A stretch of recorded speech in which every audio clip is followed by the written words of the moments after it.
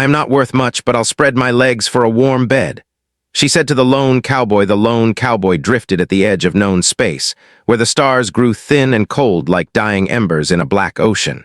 His ship was not sleek or beautiful. It was patched together with old metal plates, faded paint, and scars from 100 close calls. People back in human space called it the Wanderer, but to Captain Rourke, it was simply home. Rourke sat alone in the cockpit, boots resting on the control rail, eyes half closed as the ship hummed around him. The deep space scanner pulsed softly, painting the dark with quiet signals. Most of the galaxy had been claimed by powerful empires and ancient species. Humans lived on the edges where the maps ended and the danger began. That was where Rourke felt most alive. The scanner chimed. Rourke opened his eyes and leaned forward. A weak signal blinked on the screen, coming from a frozen moon orbiting a dead star. No trade routes ran near it, no colonies, no reason for anyone to be there. Of course, he muttered, that's where you'd be. He turned the Wanderer toward the signal and pushed the engines. The ship groaned but obeyed, slipping through the cold silence of space toward the lonely moon. The surface was a wasteland of ice and broken rock. Long ago, miners had stripped it for rare metals, then abandoned it when the cost grew too high. Now only ruins remained, half buried under frost and shadow. Rourke landed near the source of the signal. The wind howled across the empty plains, throwing ice dust against the hull. He pulled on his coat, grabbed his sidearm, and stepped out into the cold. His boots crunched across frozen ground as he followed the signal to an old mining shelter. The door was bent and half open. Inside, the air was thin and bitter. That was where he saw her. She sat against the wall, wrapped in torn fabric and broken heating coils. Her skin shimmered faintly in the low light, not quite human, not quite anything he recognized. Her eyes were wide and tired, filled with fear and something worse, resignation. When she spoke, her voice was soft and cracked from the cold. I am not worth much, she said. But I will give anything for a warm place to sleep. Rourke stopped a few steps away. He had heard a lot of things in deep space. Lies, threats, promises, prayers, but never something said so simply, so empty of hope. He slowly holstered his weapon. You don't have to offer anything, he said. You just have to stand up. She blinked, clearly confused. Rourke stepped forward and held out his hand. My ship is warm, he said. And I've got food. That's a better deal than freezing to death on a rock no one remembers. She hesitated, then reached for him. Her hand was cold, almost numb. He pulled her gently to her feet. As they walked back to the ship, she stumbled more than once. Rourke slowed his pace, steadying her without a word. When they reached the Wanderer, he helped her inside and sealed the hatch behind them. The warmth hit her all at once. She gasped and nearly fell. Rourke guided her to a seat and handed her a thermal blanket. The ship's AI lit up on the control panel, its soft blue glow filling the cabin. Captain, it said calmly, unknown life form detected. This action violates Frontier Protocol. Rourke didn't look at the screen. Frontier Protocol doesn't sit alone in the cold, he replied. I do. The alien woman wrapped the blanket around herself, trembling as feeling returned to her body. She looked around the ship, taking in the strange human symbols, the worn controls, the patched walls. You are alone, she said. Most of the time, Rourke answered. Why, she asked. Your kind has worlds, cities, armies, he shrugged. Someone else got to go where maps stop. She studied him carefully. My people used to say that about themselves. Rourke turned toward her. Used to, her eyes lowered. There is no used to anymore. There is only gone. The ship lifted off, engines roaring softly as it pulled away from the frozen moon. Stars stretched across the screen as they entered open space. Rourke set a course toward the nearest human relay station. It was a long trip, but it was safer than drifting near Imperial space. What's your name? He asked. She hesitated. Sira. Rourke, he said. Welcome aboard. The days that followed were quiet. Sira stayed mostly in the small cabin Rourke set up for her. She ate carefully, as if afraid the food might disappear if she wasn't gentle with it. Rourke watched her from a distance, not wanting to push. One night she came to the cockpit while he worked on the ship's wiring. Why did you help me? She asked. He didn't look up. Because you were there. That is not an answer, she said. He paused, then sighed. Because someone once helped me when I was stuck in a place I couldn't escape. She sat down across from him. Did it save you? Rourke thought for a moment. No. But it reminded me I wasn't alone. Sometimes that's enough. The scanner beeped again. This time it wasn't a weak signal. It was a patrol sweep. Rourke's jaw tightened as Imperial symbols filled the screen. Sierra recognized them immediately, her body tensed. "They are looking for me," she whispered. Rourke stood and moved to the controls. "Then they're going to be disappointed." The patrol ship's voice crackled over the comm. "Unidentified vessel, power down and prepare for inspection." Rourke leaned back in his chair and tapped the mic. "Sorry," he said. "I've got a tight schedule." He slammed the engines forward. The Wanderer surged ahead, slipping past the patrol ship in a burst of speed. Alarms blared as energy beams cut through the space behind them, barely missing the hull. Sierra clutched the edge of the seat. "You will die for this," Rourke grinned slightly. "Yeah, but not today." The ship darted into an asteroid field, weaving between spinning rocks and frozen debris. The larger Imperial ship couldn't follow without risking damage. After a long, tense chase, the scanner went quiet. Rourke finally relaxed and leaned back. Sierra stared at him, eyes wide. "You risked everything," he nodded. "That's kind of my thing." She looked down at her hands. "My people were builders. We made bridges between stars. We believed the galaxy could be shared." "What happened?" Rourke asked gently. "The Empire came," she said. "They took our worlds. Our machines, our children. We ran until there was nowhere left to go." Silence filled the cockpit. Rourke turned back to the stars. "Well," he said, "you found one place they don't own." "Where?" she asked. He gestured at the open sky. "Right here." Sierra watched the endless stretch of space beyond the glass. For the first time since Rourke had found her, her shoulders relaxed.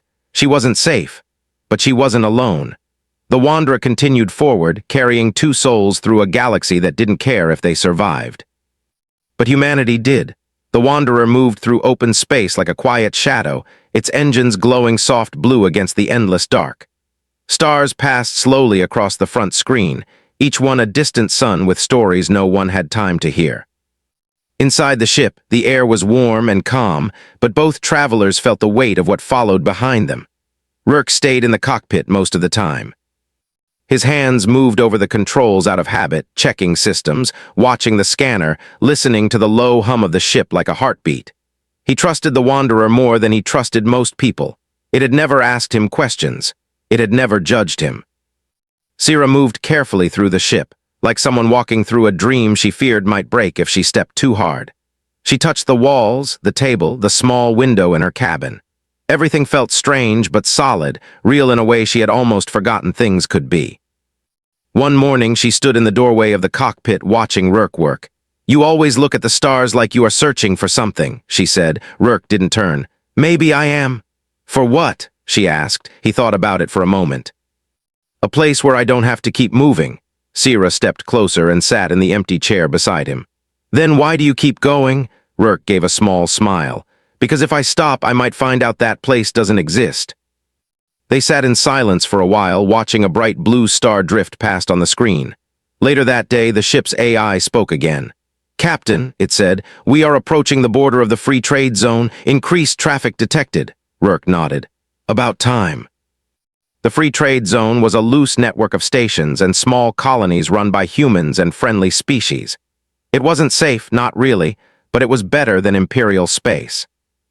Out here, rules were more like suggestions, and people looked out for each other because no one else would. As they drew closer, Sierra saw lights in the distance. Not stars, but stations.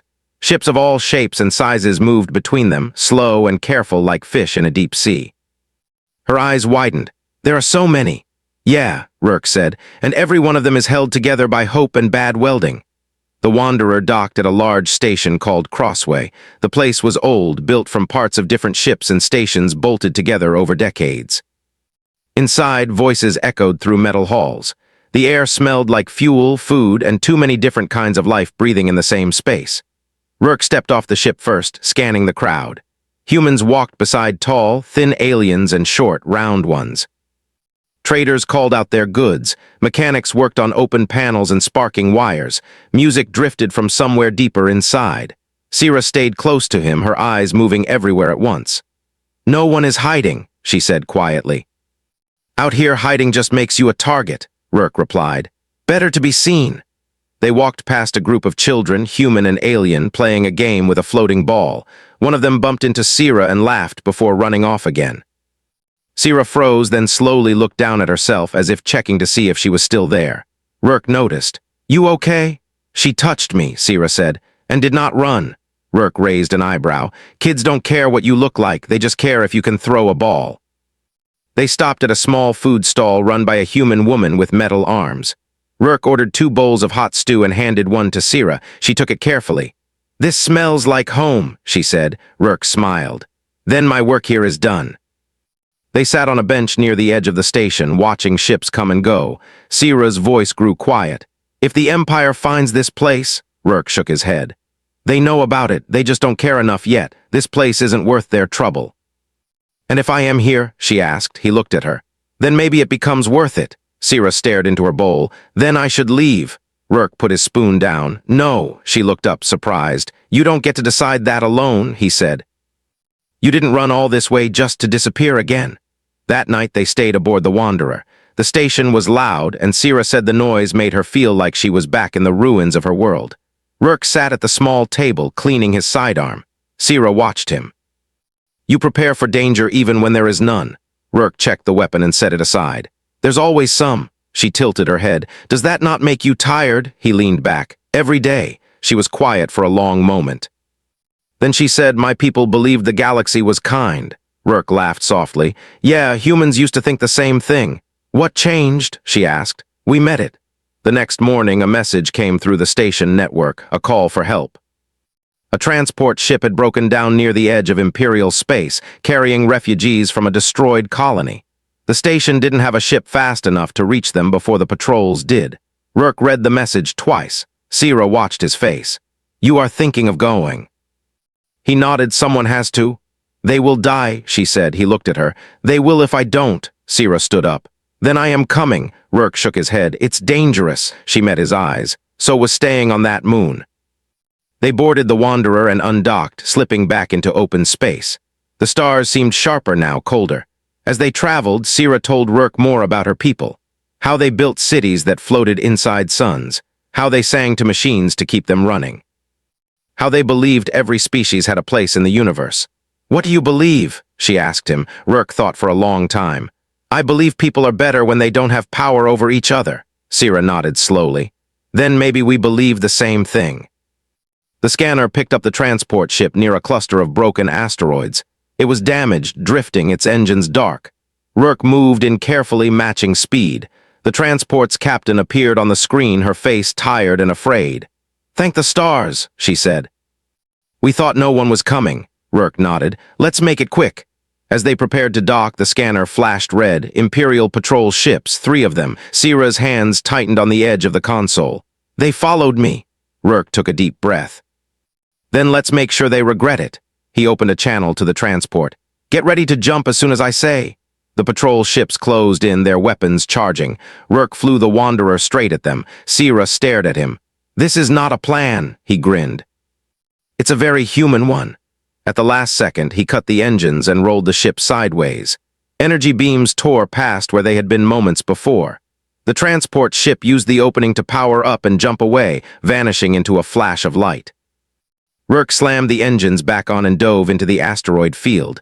The patrol ships followed, slower and heavier. One clipped a spinning rock and veered off, losing control. Sira watched the stars spin wildly on the screen. "You are not afraid." Rourke focused on the path ahead. I just don't let it drive."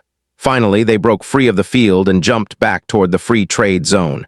When they arrived, the station lit up with cheers and messages of thanks. The refugees were safe. Sira stood in the cockpit, looking at the flashing lights of the station. "You could have left," she said. "You could have saved only yourself." Rourke powered down the engines. "Yeah, but then I'd have to live with that." She turned to him, her eyes bright. "My people thought they were special," she said, "but maybe it is humans who are." Rourke shook his head. "We're not special, we're just stubborn." Sira smiled for the first time without fear behind it. Outside, the station continued to glow in the dark, a small light in a very large, very cold galaxy. The Wanderer rested at the edge of the free trade zone, its hull still warm from the last jump. Outside the wide front window, the station crossway floated like a patchwork star, glowing soft yellow and white against the dark. Ships moved in slow lines around it, carrying cargo, people, and quiet dreams of better places. Inside the cockpit, Rourke leaned back in his chair, staring at the stars. Sira stood near the window, her hands resting against the glass. She had been watching the station for a long time, as if trying to memorize every light and shape. "You could stay here," Rourke said. Sierra turned toward him. "You sound like you want me to," he shrugged. "It's safer than following me into trouble." She looked back at the station. "Safe places do not need people like you," Rourke smiled a little. "That's one way to say it." A message chimed on the console. Rourke leaned forward and read it. His face grew serious. "What is it?" Sierra asked. "Rumors," he said. "The Empire is moving ships, big ones. They're not just patrolling anymore." Sierra's shoulders stiffened. "They are searching," Rourke nodded. "And not just for you. For anyone who helps people like you." The Wanderer undocked from Crossway later that day. Rourke didn't say where they were going. He rarely did. The ship moved forward, stars stretching into thin lines as they jumped into deep space. Sierra sat quietly in her seat, watching Rourke work the controls. "You could leave me somewhere hidden," she said. "A moon, a station, a place they would not care to look." Rourke shook his head. "And wait for them to find you anyway." "They always do," she said softly. Rourke stopped moving for a moment. "Not this time." They traveled for days, stopping only to rest and refuel at small outposts. At one of them, a trader pulled Rourke aside and whispered to him. When Rourke returned, his face looked heavier. "What did he say?" Sierra asked. "That the Empire has started offering rewards," Rourke replied. "Not for you alone, for any ship carrying refugees or helping them." Sierra looked down. "I am a curse." Rourke shook his head. "No, you're a reason." They reached an empty system marked on old human maps as Haven Drift. There were no planets, only wide clouds of dust and rock, spinning slowly around a dim star. Rourke guided the Wanderer into the thickest part of the cloud, where scanners had trouble seeing anything clearly. "What is this place?" Sierra asked. "A meeting point," Rourke said, as if on cue lights appeared in the dust. One by one, ships emerged from the haze, small ones, big ones, old human freighters, alien transports, even a few sleek military ships with faded paint and patched armor. Sierra stared. "How did you call them?" Rourke tapped the console. "I didn't. They've been calling each other." The Wanderer drifted into the center of the group. A wide channel opened on the screen, showing faces from dozens of ships. Humans, aliens, some tired, some angry. Some hopeful. A woman with gray hair and sharp eyes spoke first. "You're the one they call the lone cowboy," Rourke sighed. "I was hoping that name wouldn't stick." "It did," she said, "because you don't just run, you come back." Sierra watched the faces on the screen. "Why are they here?" Rourke looked at her. "Because the Empire doesn't just chase refugees anymore, they burn the places that hide them." Murmurs filled the channel. A tall alien with glowing eyes leaned forward. "We are traders, farmers, builders. We are not a fleet." Rourke nodded. "Neither were humans when we first crossed the stars." The woman spoke again. "So what are you asking?" Rourke took a deep breath. "I'm asking you to stop running alone." Sierra stepped forward, surprising him. "My people believed the galaxy could be shared," she said. Her voice carried through the channel, calm but strong. "We were wrong, not because it cannot be shared, but because we tried to do it by ourselves." The channel went quiet. "The Empire is powerful," she continued. "But it is also afraid. It fears what it cannot control. It fears what stands together." The tall alien lowered his head. "And if we stand, they will come for us." Sierra nodded. "They already are." Rourke watched her, a mix of pride and worry in his eyes. One by one, ships in the cloud turned on their signal lights. Not weapons, just lights, blue, green, white. A simple sign of agreement. The woman smiled slightly. "Looks like you've got yourself a fleet, cowboy." Rourke rubbed his face. "I really didn't plan for that."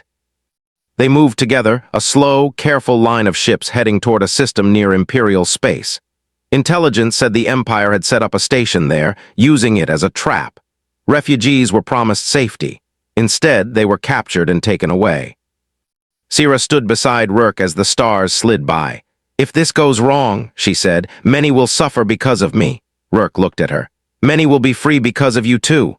They arrived near the system's edge. The Empire's station hung above a pale blue planet, large and cold, surrounded by patrol ships. Rourke opened the channel to the fleet. "No heroes," he said. "No charges, no last stands. We get in, we get people out, and we leave." The fleet moved forward in small groups, using the planet's shadow to hide from scanners.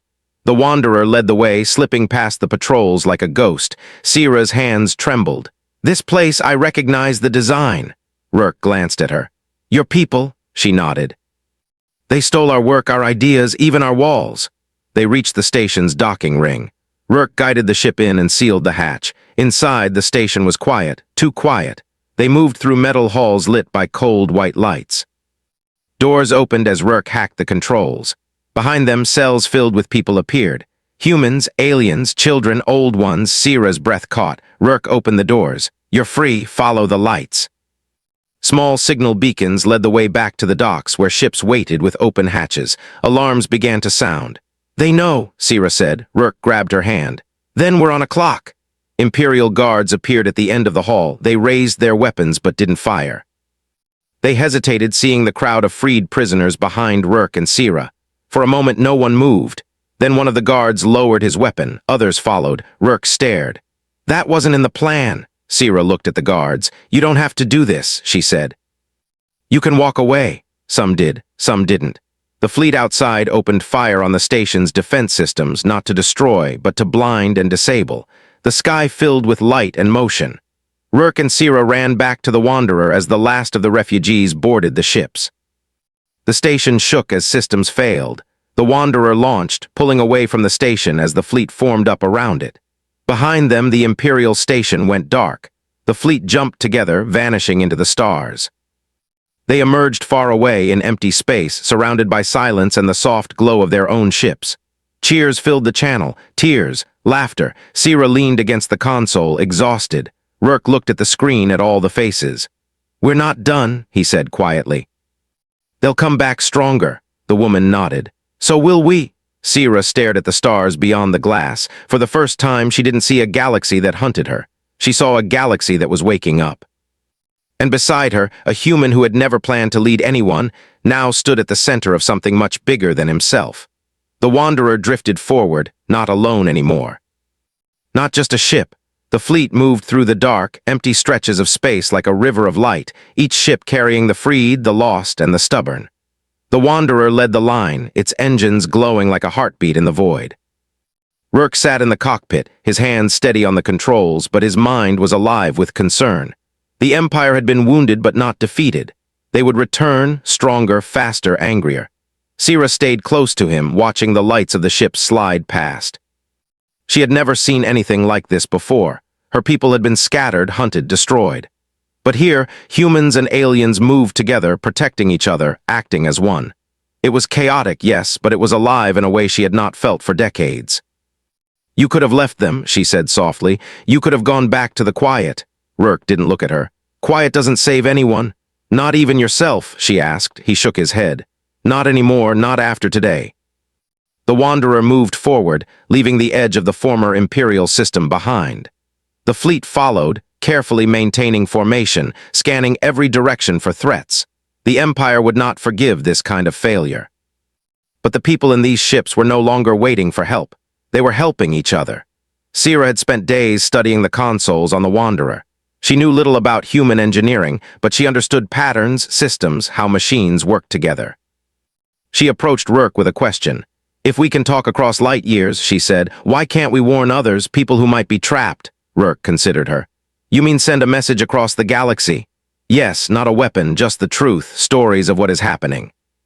"Stories that the Empire doesn't want anyone to hear." Rourke smiled faintly. "That's dangerous, they'll try to stop it." "Maybe," Sierra said, "but maybe they'll find that they cannot."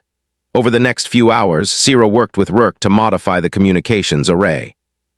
Her knowledge of old engineering combined with his human improvisation, and together they built a system that could send messages farther than any normal ship could. Not precise transmissions, not calls for help, but stories, messages of hope, survival, resistance. When the first message went out, it traveled silently through space, reaching trading stations, colonies, and travelers. Humans and aliens stopped in their paths to listen. Rumors began to spread. Whispers of defiance against the Empire, of rescue missions, of people who would not run. Rourke watched the screens as signals pinged back, tiny lights blinking like stars. Some were messages of thanks, some were offers of help, and some were warnings of patrols on the move. "Do you realize what you've done?" he asked Sierra. "I just shared what I know," she said. "The people who hear it will make their own choices." For the first time, Rourke understood the scale of what they were building. This was not just a rescue mission. This was a network.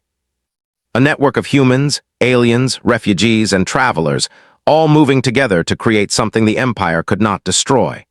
They entered a system near the edge of human space, where reports indicated Imperial patrols had begun aggressive searches. The fleet slowed, hiding among asteroids, using shadows and debris as cover. Sira sat beside Rourke in the cockpit. "They are everywhere," she said. "They are," Rourke agreed. "But so are we." The Wanderer led a small group toward the system's interior, scouting for settlements where refugees might be trapped. Sira pointed to a planet marked on old star charts. It was uninhabited according to human records, but her instincts told her otherwise. "There are people there," she said. Rourke raised an eyebrow. "You can tell that from space," Sira nodded. "Not the people themselves, but the signs of life, machines left running, paths cut through the land, fires, someone is alive there." The fleet moved cautiously, weaving through asteroid fields and dodging sensors. When they arrived, Sira's suspicions were confirmed. A small colony was hidden beneath domes, protected by technology scavenged from older ships. Families huddled inside, waiting, hoping someone would come. Rourke guided the Wanderer close to the colony. The lights inside the domes flickered in recognition as communications opened.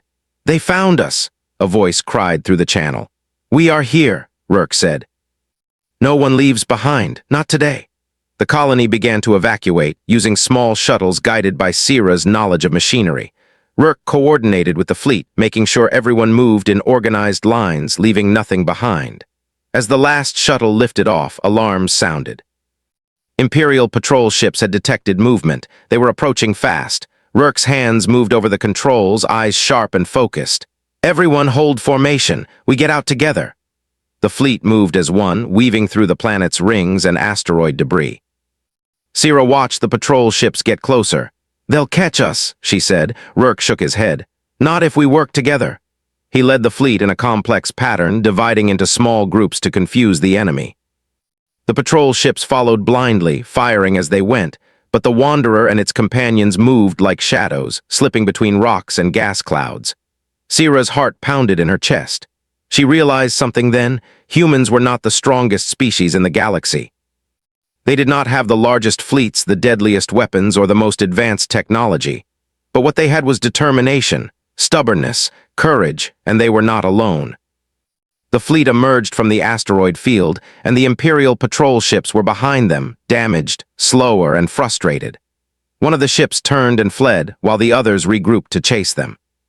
But the fleet had learned a lesson. Together they could outmaneuver, outthink, and outlast the Empire. Sira turned to Rourke. "Do you think they will come back?" "Of course," he said, "but so will we, and by then we will be stronger." She smiled, a rare, genuine smile. "I think I understand now. You humans, you do not just survive, you inspire." Rourke nodded. "It's the only way we know to live. Alone we die, together we might change something." The fleet continued its journey, carrying the freed and the hopeful. They passed through systems that had long been abandoned, leaving messages in hidden beacons, warning of danger and telling stories of courage. Sira's eyes sparkled as she watched the signals go out. "They will hear us," she said. "They will know the truth." "And they will choose," Rourke said, "because now they have a choice." For the first time since she had met him, Sira felt hope not just for herself, but for her people, for humans, and for the galaxy. The Wanderer led them onward, the fleet following like a river of light. They were not just escaping. They were building something new, a network of courage, of trust, of humanity reaching across the stars. The Empire would return, yes. But the story of humans and their allies, the story of defiance and compassion, had already begun to spread.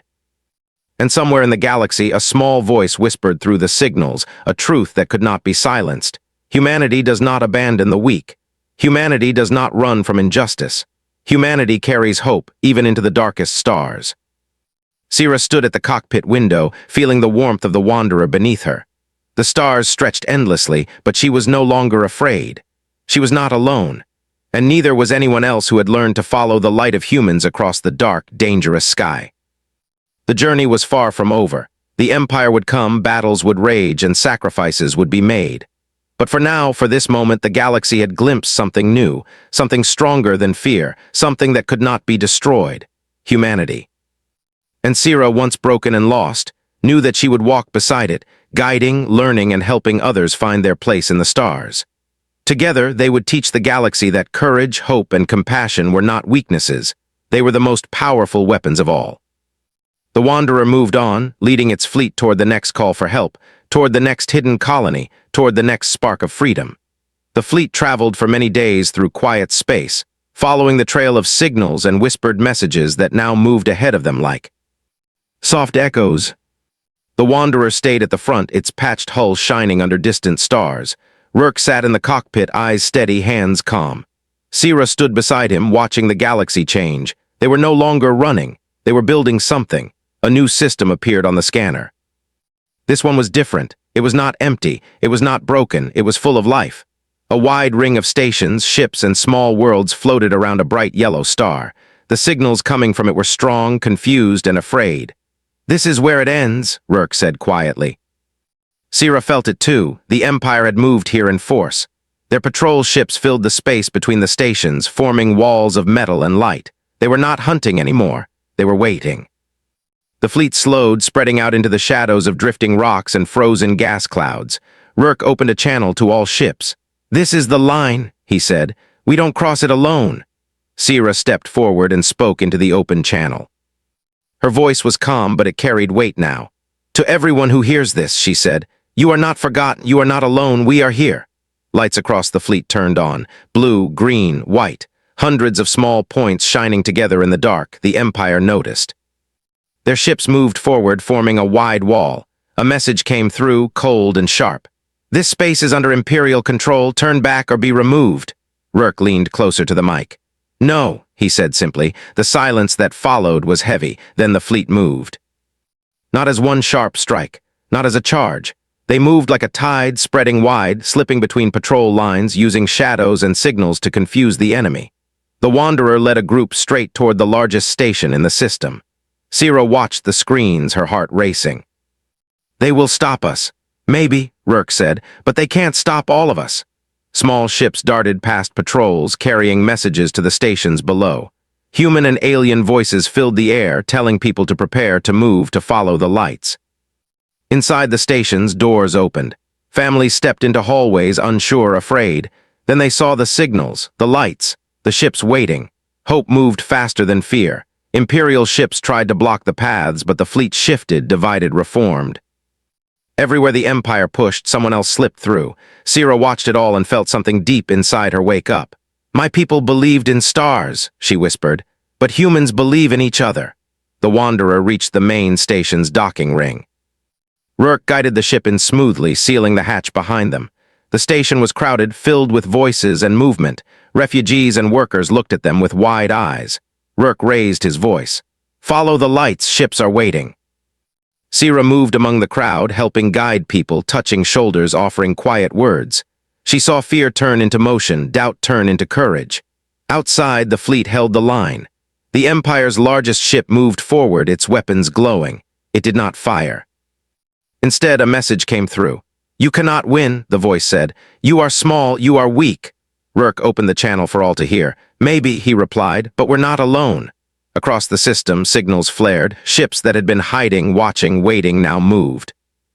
Traders, explorers, old warships with faded markings. They had heard the stories. They had seen the lights. They joined the line. The Empire hesitated.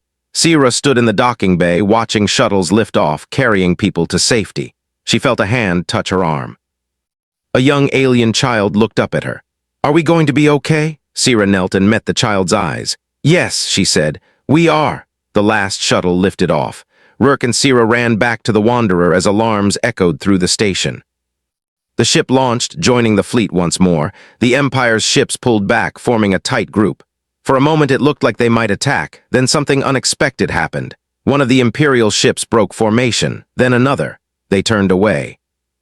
Rourke stared at the screen. "They're leaving," Sierra smiled softly. "They are afraid." The Empire had power, but power alone could not hold a galaxy that no longer believed in it. The fleet did not chase. They stayed, guarding the stations and the ships until the last refugee was safe. When it was over, the system was quiet again. But it was a different kind of quiet, not empty, not cold. Alive. Days later, the fleet gathered in open space. The channel filled with faces, voices, laughter, and tears. The woman with gray hair spoke again. "We can't keep moving forever." Rourke nodded. "I know," Sierra stepped forward. "Then we build something, not a fleet, not a station, a home." Silence followed her words. A place where anyone can come, she continued. A place that belongs to no empire, a place built by all of us. The channel slowly filled with agreement. They found the place near a warm star surrounded by stable worlds and open space. The building began. Old ships became stations. Stations became cities. Cities became a network. They called it Warm Sky. Months passed, then years. Warm Sky grew into a shining web of light in the dark. Humans and aliens lived together, worked together, argued, laughed, and built together. Ships came from far away, following the stories, following the signals. The Empire never returned. Rourke stood on one of the main platforms, looking out at the stars. The Wanderer rested nearby, still patched, still worn, still ready. Sierra walked up beside him. "You could stay," she said. He smiled. "Someone still has to go where the maps stop." She nodded. "Then go, but know this." "What?" he asked. "You will never be alone again." Rourke looked at the city behind him, the people, the lights, the life. He believed her. The Wanderer lifted off, drifting into the open sky. Sierra watched it go, her heart full but steady. She turned back toward Warm Sky, toward the future. The galaxy had changed, not because of weapons, not because of power, but because a human had stopped on a frozen moon and said, "You don't have to offer anything, you just have to stand up." And one broken soul had believed him. The stars continued to shine, cold and distant. But now, between them, burned a new kind of light, humanity's light.